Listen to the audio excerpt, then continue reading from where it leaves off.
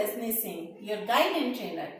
आज मैं आपके लिए जो टॉपिक लेकर के आई हूँ वो है डायरी एंट्री, जो कि एक बहुत इंपॉर्टेंट पार्ट है आपके राइटिंग सेक्शन का। और हमेशा ही आपको कंफ्यूजन होता है कि डायरी एंट्री हम कैसे करें, कहाँ से उसकी शुरुआत करें, क्या क्या चीजें उसमें होनी चाहिए या किन चीजों को स्किप करना है। तो इन सारे क्वेश्चंस का आंसर लेकर के मैं आपके सामने आई हूँ और इस मैटर को बहुत ही ज्यादा इजी करके मैं आपको समझाऊंगी। आपको क्या करना है, आपको पेशेंस रख के एक एक पॉइंट को बहुत प्रॉपर तरीके से समझना है।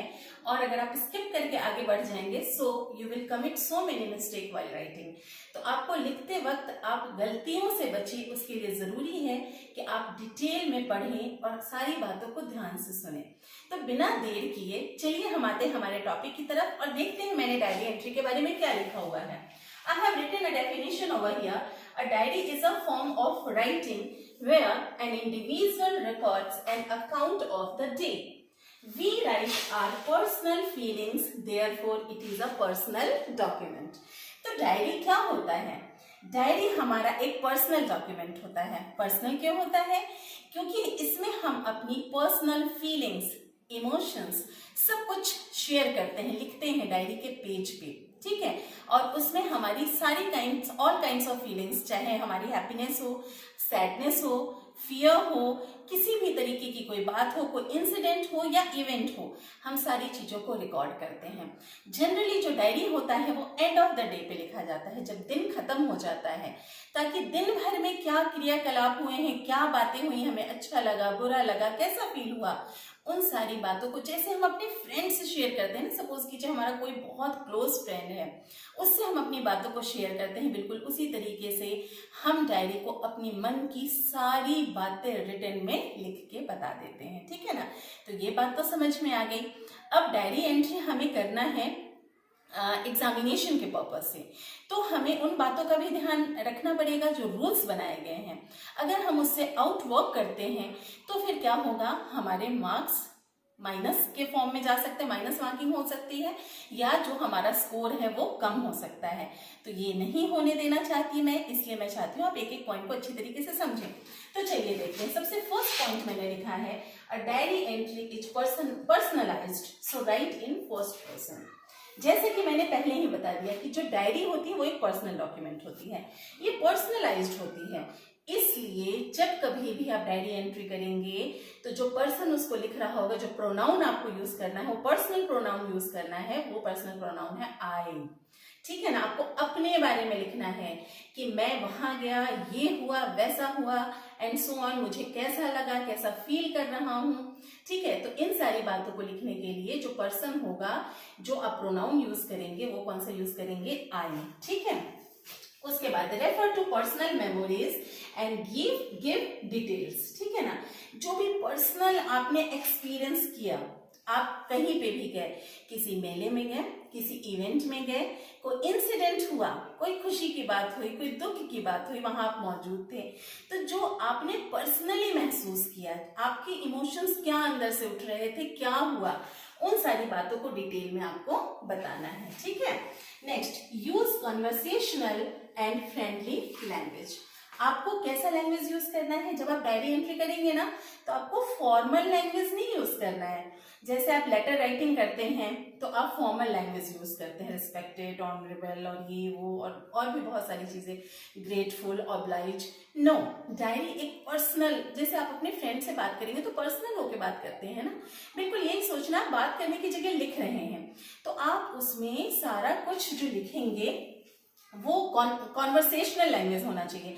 जैसे आम बोलचाल की भाषा होती है ना, हम किसी से बात करते हैं तो किस तरीके से करते हैं, हम इतने ज्यादा फॉर्मल होके तो बात करते नहीं, हम किसी फॉर्मल प्लेस पे होंगे तभी फॉर्मल बात करेंगे। अगर हम किसी फ्रेंड से बात करेंगे तो क्या फॉर्मल होके बात करेंगे, नहीं। तो हम अपने डायरी को, हम मान लिए कि हमारी फ्रेंड है, तो हम उस फ्रेंड से ऐसे ही कॉन्वर्सेशनल लैंग्वेज में बात करेंगे, मतलब लिखेंगे, ठीक है ना, एंट्री करेंगे, और फ्रेंडली लैंग्वेज वो होगा। आपको एक बात और बता देना चाहती हूँ, आप उसमें ऐसा नहीं लिखेंगे कि सपोज कीजिए आप अपनी मम्मी को मॉम बोलते हैं या पापा को डैड बोलते हैं या किसी भी नाम, आपके फ्रेंड भाई का नाम सिद्धार्थ है तो आप उसे सिड बोलते हैं, तो आप वैसे ही लैंग्वेज में उसमें लिखेंगे, ये नहीं कि my elder brother and like that और सो मेनी। हाँ, लेकिन अगर आपका उसी तरीके का जो भी आपका तरीका है, यहाँ पे कोई भी ऐसा हार्ड एंड फास्ट रूल नहीं है। जिस वे में आप पर्सनली किसी से बात करते हैं, बिल्कुल उसी वे में आपको डायरी एंट्री करनी है, ठीक है ना। चलिए नेक्स्ट है stress on feelings, emotions, reactions rather then on the event itself. देखिए, इवेंट के बारे में तो आप बता ही रहे हैं, मेन आप किस बारे में डिस्कस करेंगे, कोई इवेंट हुआ, कोई इंसिडेंट हुआ, डेफिनेटली आप उसी के बारे में डायरी में एंट्री करने जा रहे हैं। लेकिन उस इवेंट में या उस इंसिडेंट में आपकी पर्सनल, ठीक है ना, उसमें फीलिंग्स कैसी थी, आपके इमोशंस कैसे थे, उस सीन को देख करके या उन बातों को देख करके आपका रिएक्शन कैसा था, उन बातों पे आपको बहुत ज्यादा स्ट्रेस देना है, ठीक है ना। उसके बाद मैंने लिखा है date and time must be mention in the top. ये तो जब हम फॉर्मेट की बात कर रहे हैं, जब हम फॉर्मेट पे आएंगे तो मैं आपको फिर से बता दूंगी कि कहाँ पे हमको डेट और टाइम तीनों एंट्री करनी है। ऑफ कोर्स मैंने लिख दिया है, ये टॉप पे आपको लिखना है।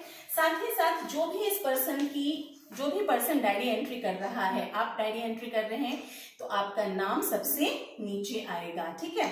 नेक्स्ट थिंग, आपको सिग्नेचर कंपलसरी नहीं है। हाँ, आप चाहें तो साइन कर सकते हैं, फिर नीचे डेट डाल सकते हैं, but signature is not compulsory since it is not a formal document. ये कोई फॉर्मल डॉक्यूमेंट नहीं है, इसलिए आपका जो साइन है, आपका जो सिग्नेचर है वो कंपलसरी नहीं है।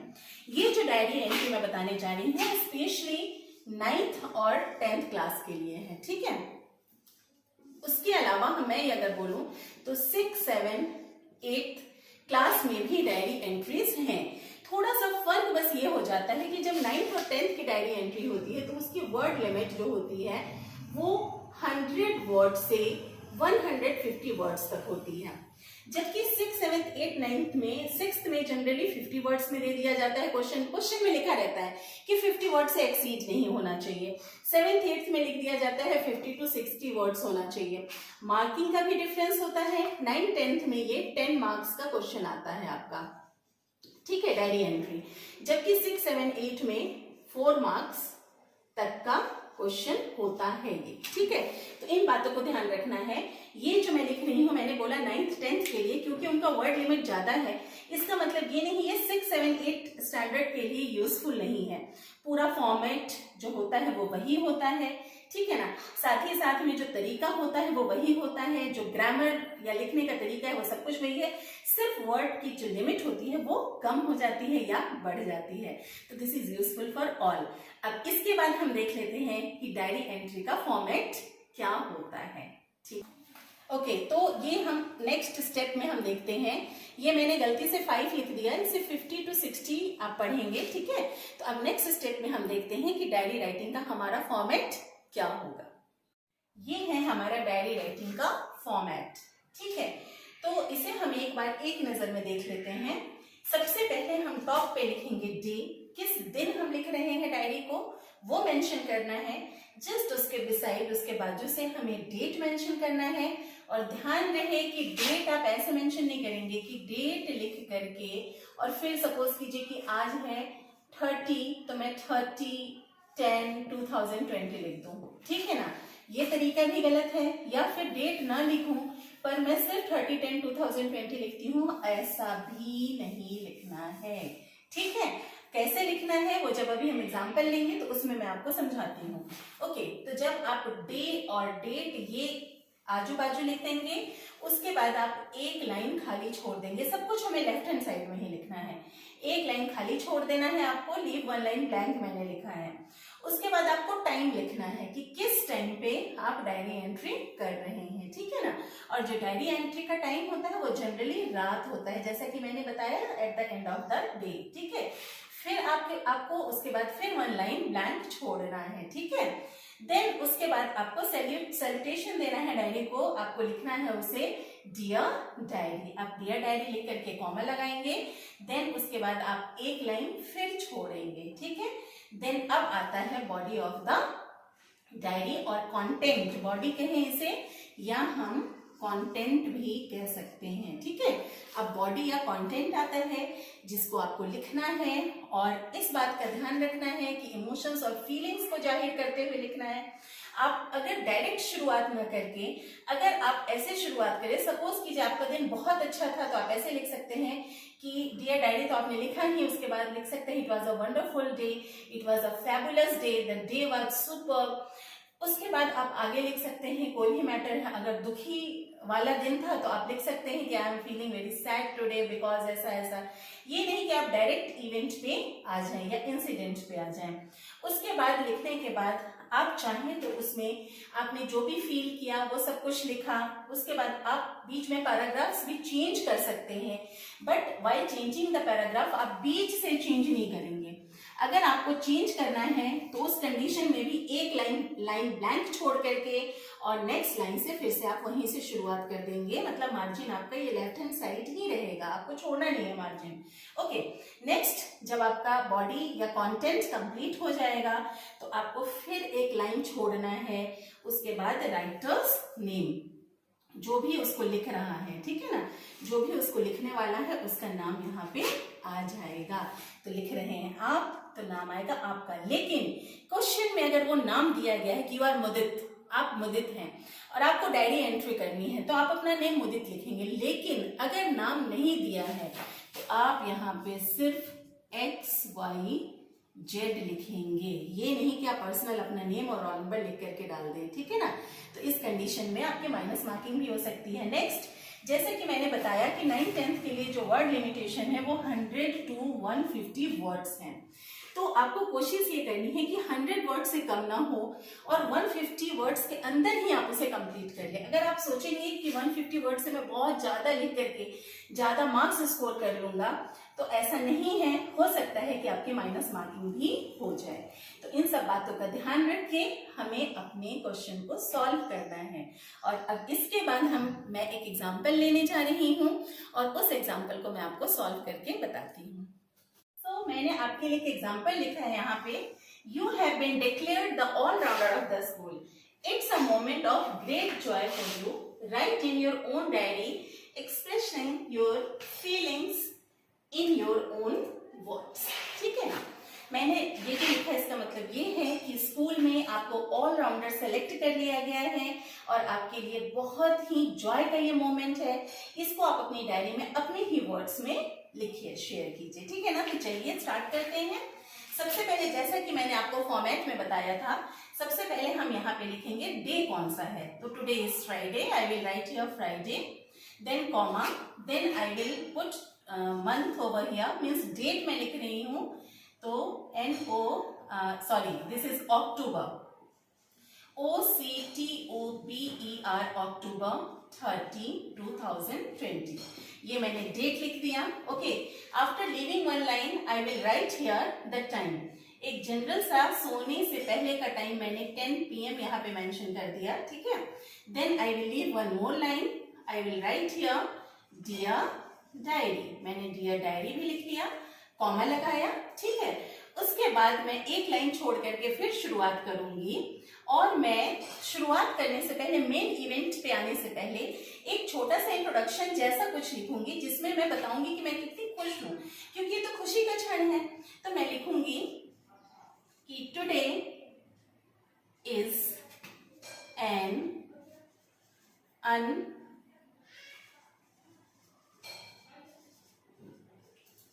unforgettable day for me। आज का दिन मेरे लिए बिल्कुल ऐसा है जिसको मैं कभी भूल नहीं सकता या सकती, ठीक है ना। Okay, I am on the top of the world. Top of the world, WORLD, world एक इडियम है जिसका मतलब होता है बहुत ही ज्यादा खुशी महसूस करना। Okay, I am on the top of the world. Okay, the reason behind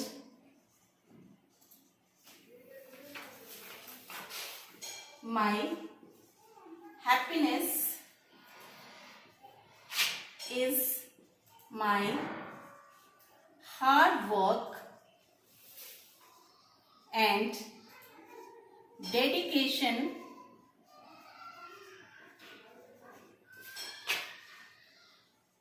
towards my study. Okay, towards my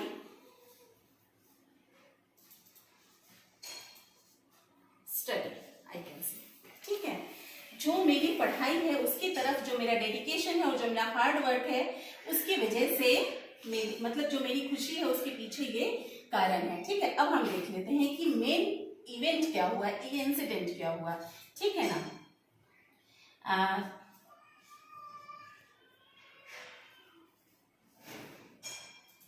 I am too glad to mention that I have been declared as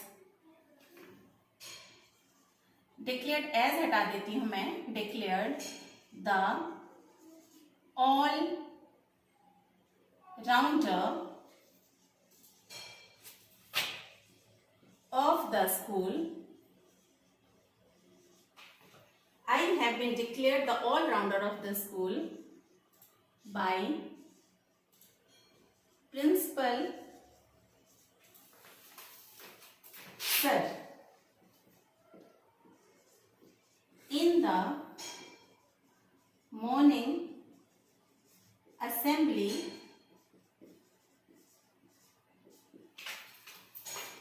He called all the toppers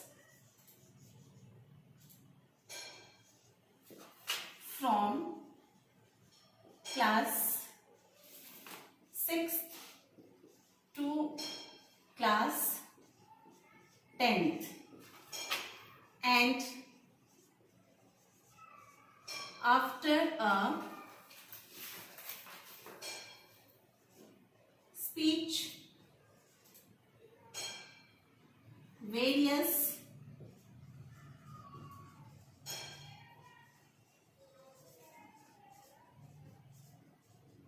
competitions took place and are scored the highest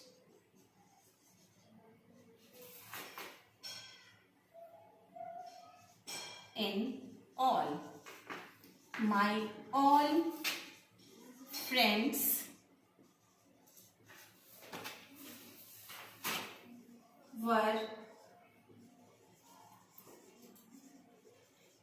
applauding and clapping. Simply I will write my all friends were applauding and cheering me up. Okay, my all the teachers were delighted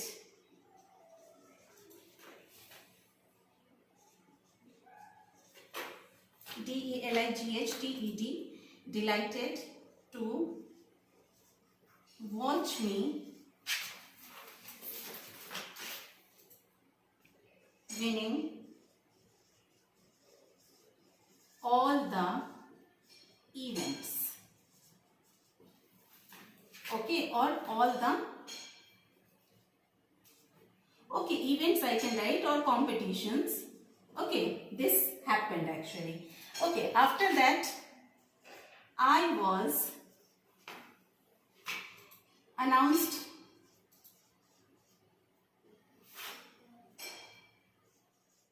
ANNOUNCED. I was announced the all-rounder as my score was the highest.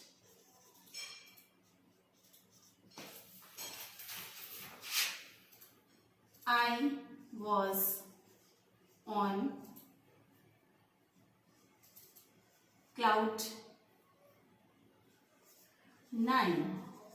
ये भी एक idiom है. I was on cloud 9, मतलब मैं बहुत ज्यादा खुशी के मतलब शीर्ष पे था एक तरीके से. ठीक है, I was on cloud 9. Okay, इसके बाद ये जो पोर्शन मैं बना रही हूँ कोई ये अलग सा फॉर्मेट नहीं है. ओके, यू कैन सी नीचे जगह नहीं बची है, इसलिए मैं इसको यहाँ पे कंटिन्यू करने जा रही हूँ. तो इसके बाद आप इसे यहाँ रीड करें प्लीज. ठीक है, अब मैं ये जो यहाँ पे मैंने इंट्रोडक्शन लिख दिया, यहाँ पे मैंने एक तरीके से मेन बॉडी लिख दिया कि हुआ क्या एक्चुअली में, क्यों मैं इतना खुश हूँ. अब मैं इसे यहाँ कंक्लूड करूंगी. ठीक है, तो कंक्लूड करूंगी, मैं इसे ये लिखूंगी कि this is a matter of proud for my parents and teachers. I have taken, और यहाँ this is a matter of, ऐसा भी हम लिख सकते हैं कि एक मैटर है. मैं ऐसा भी लिख सकती थी कि एक मैटर था, बट ये वो एक्चुअली बीता नहीं अभी मेरे दिमाग में, इसलिए मैं ऐसा लिख रही हूँ. मी से मतलब है जो डायरी एंट्री कर रहा है. ठीक है ना. I have taken N oath I have taken an oath that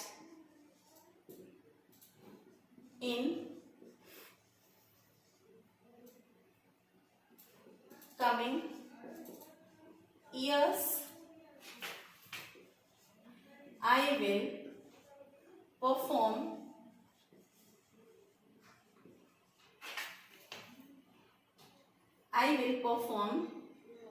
the best in all aspects and will